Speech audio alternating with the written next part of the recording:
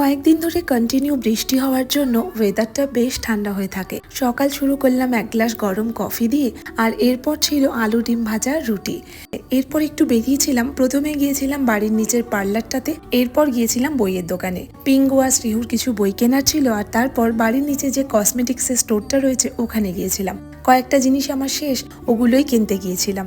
এরপর এসে শ্রীহুর সাথে বেশ কিছুটা ভালো সময়, আর তারপর ওকে স্নান করিয়ে ওর লাঞ্চটা করিয়ে দিলাম। এখন নিজেও স্নান করে নিয়েছি।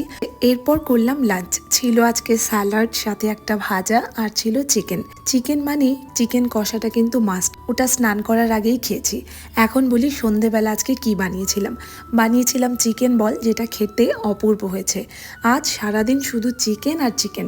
রাতেও আজকে বানিয়েছিলাম চিকেন বিরিয়ানি, মানে ওই দুপুরের বেঁচে যাওয়া চিকেনটা দিয়েই বানিয়ে নিয়েছিলাম। খেতে বেশ ভালো হয়েছিল, সাথে এটা বানানোর ঝামেলাও কিন্তু বেশ অনেকটাই কম।